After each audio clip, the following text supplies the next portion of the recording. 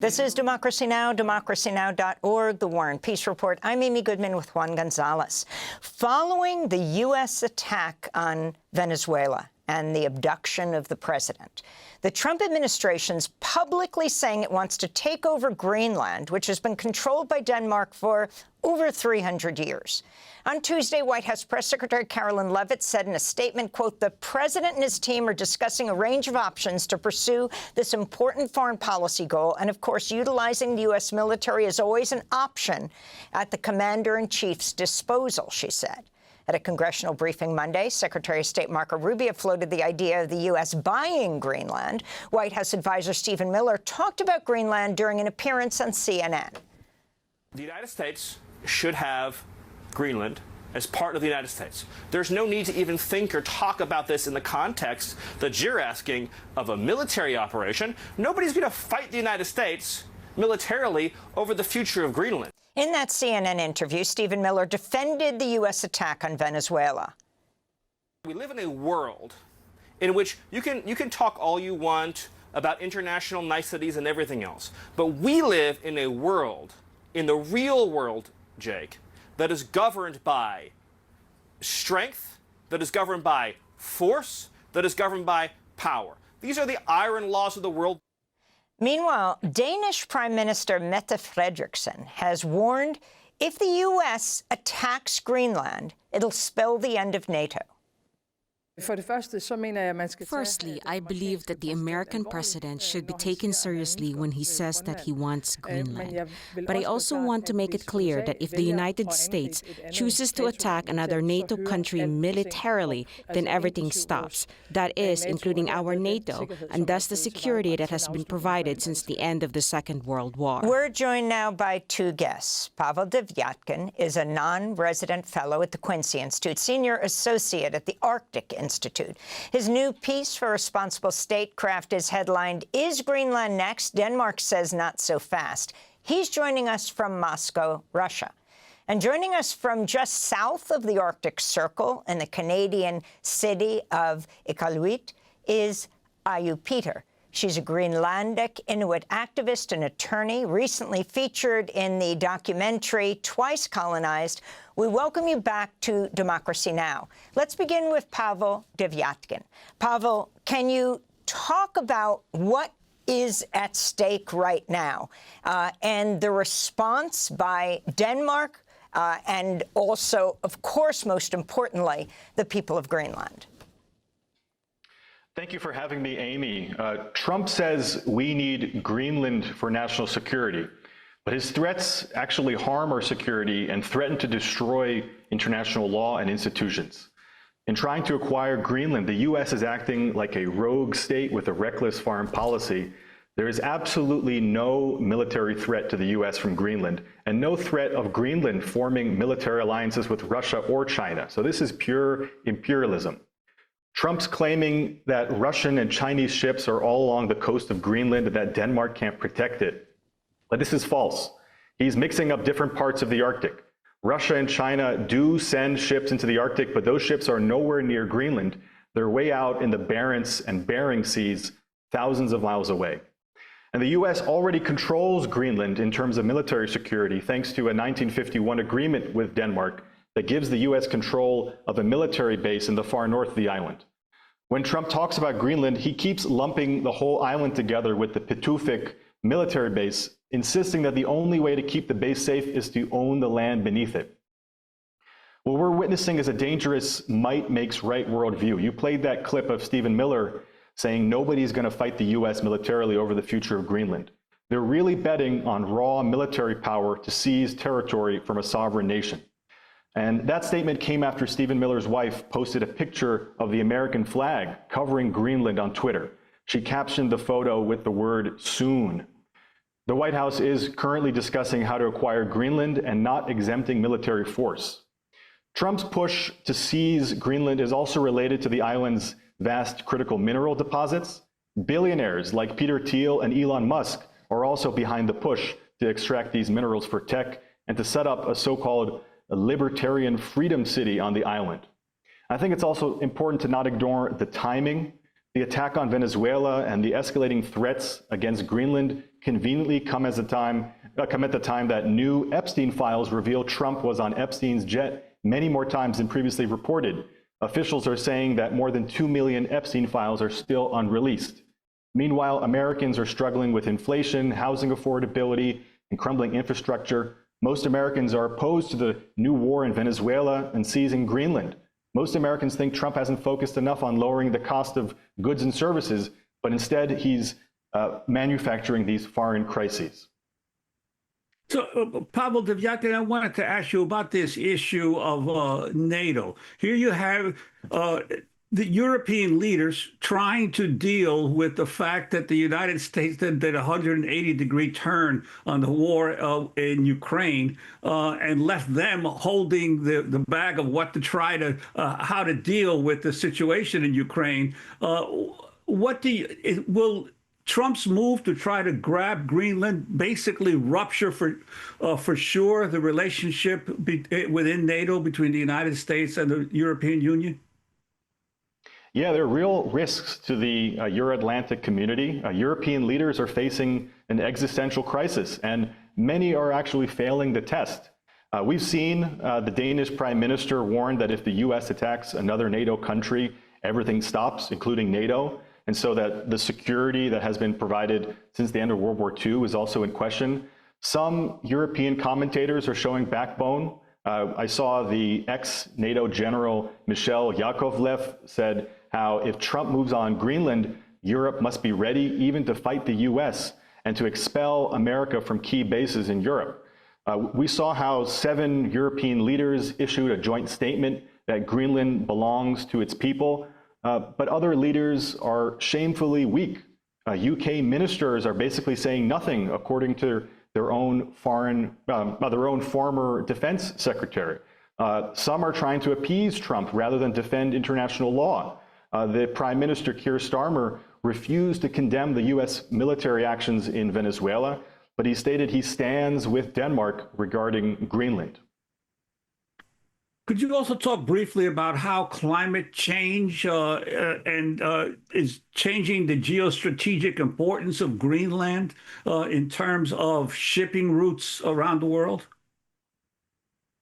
Absolutely. Greenland is the canary in the coal mine. The Arctic as a whole is ground zero for the climate catastrophe. And Trump wants to militarize the Arctic and Greenland instead of leading climate cooperation. The Greenland ice sheet is melting several times faster than in the 90s. We're seeing dangerous feedback loops. As the ice melts, it's revealing a darker rock and ocean that absorbs more heat and accelerates global warming. If Greenland's ice sheet fully melts, sea levels could rise 24 feet. That would devastate New York City, wipe out Florida, displace millions. And the fresh meltwater is already slowing Atlantic Ocean currents that regulate global climate. If these currents collapse, Europe could face extreme cold while the tropics overheat. Indigenous Greenlanders are watching how their traditional way of life vanish as the ice disappears. Traditional hunting, food security, forced displacement, these are all in crisis in Greenland and across the Arctic as a whole. Instead of partnering with indigenous peoples on climate science and adaptation, Trump wants to basically colonize their homeland for mineral extraction. The melting of the Arctic is also opening up Arctic shipping lanes, as you noted. Rather than working through international cooperation, Trump wants to use military control over these emerging trade corridors to compete with Russia's Northern Sea route.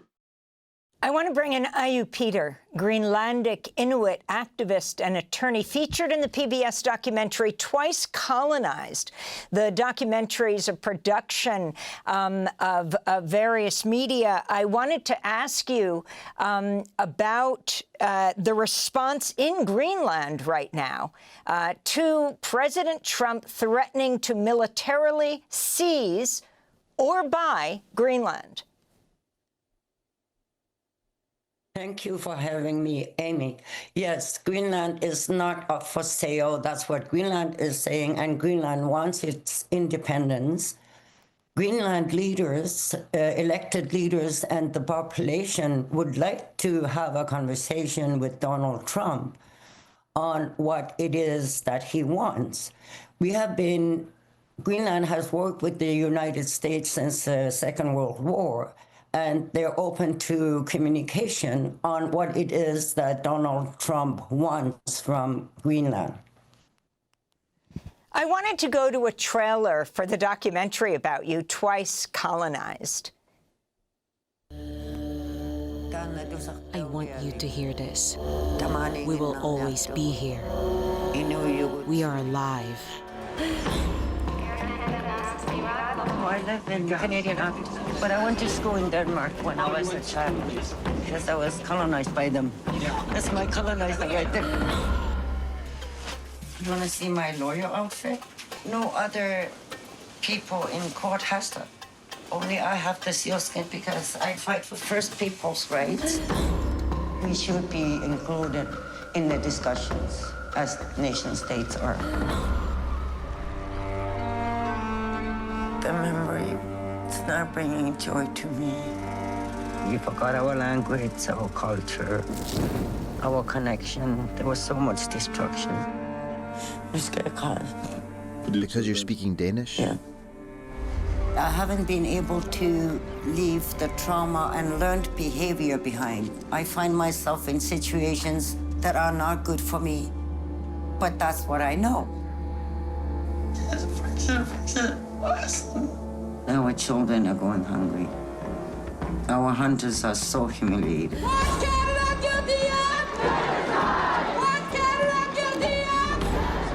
You're born to this world to make a difference. Look at this. The empire is here. What would you like us to do? Do you want us to be sustainable and traditional, or do you want us to be part of the modern economy? Guess what? It is our choice. Oh, hell. You become angry? No, I'm just relearning my Danish. Aaju Peter is the feature in Twice Colonized. And I'm wondering, explain what twice colonized means. As a Greenlandic Inuit, you were sent to Denmark to go to school. It sounds very much like the reservation schools in the United States and in Canada, where actually so many Native people died. But as Inuit, if you can inject an Inuit voice into this conversation, whether controlled by Denmark or militarily invaded by the United States. Yes, that's true. I was sent off to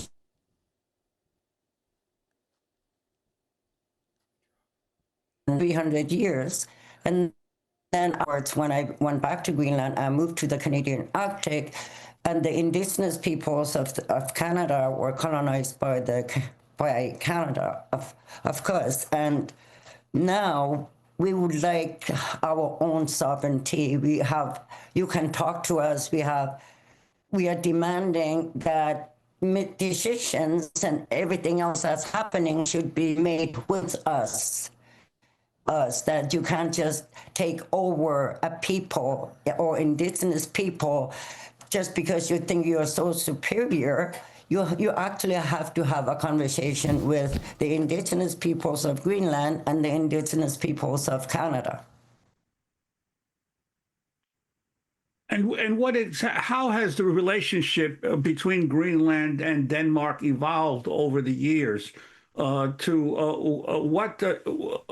in particular still riles you about that relationship, or feels that it's insufficient? I haven't lived in Greenland since 1981. I can only speak on what I hear through the television and the radio. They wanted to become, Greenlanders wanted to become an independent country, but then the Trump administration and Trump is trying to take over Greenland, so that talk of independence has stalled for a bit now, and Greenland wants to work with NATO and the countries of NATO so that they can oppose the threats from Donald Trump. You can't turn around and start threatening other NATO nations, and that's not acceptable. Aaju Peter, I want to thank you for joining us from Iqaluit, Canada, interestingly, which the Trump administration has also threatened to make the 51st state. I also want to thank Pavel Devyatkin of the Quincy Institute and the Arctic Institute. Interesting you're talking to us from Moscow, Russia. A final comment on how Russians are responding to what the U.S. did in Venezuela, as the U.S. Is involved in supposedly trying to end Russia's invasion of Ukraine. The irony of this, invading Venezuela and abducting the president. Thanks, Amy. That's very important. Russia's UN representative has condemned the attack on Venezuela, calling it a violation of international law, an act of state terrorism. Some Russian bloggers and veterans have also condemned the raid as a violation of sovereignty, calling it naked imperialism that strips away any American pretense of supporting international law. But many are also impressed. They're saying it should be studied closely, some giving credit to US operational planning and execution, saying we should be taking notes, not just complaining. The developments are important for Russia. Moscow has invested heavily in keeping Maduro in power, deploying missile defense systems to Venezuela, sending military advisors, and using Venezuelan ports for Russian naval vessels. In a matter of hours, that investment has evaporated. These actions against Venezuela are catastrophic for any potential US-Russia negotiations over Ukraine. How can Russia negotiate with an America that just demonstrated it will use military force to seize territory and overthrow governments it doesn't like? The Americans, according to some Russian commentators, have just shown that agreements, sovereignty, international law, none of it matters when they decide they want something. So why should Russia believe any security guarantees the US offers regarding Ukraine? Are the Russian generals saying that they should have just abducted Zelensky and been done with it? That's right. Some are discussing that. And they're pointing to what lessons can be taken from Venezuela for Ukraine. This causes really large risks for other security issues, including arms control. The New START treaty, the last bilateral agreement between the US and Russia limiting nuclear arms, is about to expire in less than a month, potentially unleashing a new nuclear arms race that would be catastrophic and costly. With this flagrant situation in Venezuela, the negotiations are definitely going to be very difficult between the US and Russia. Pavel Devyatkin, I want to thank you for being with us with the Quincy Institute and the Arctic Institute.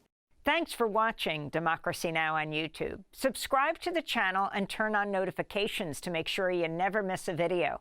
And for more of our audience-supported journalism, go to democracynow.org, where you can download our news app, sign up for our newsletter, subscribe to the daily podcast, and so much more.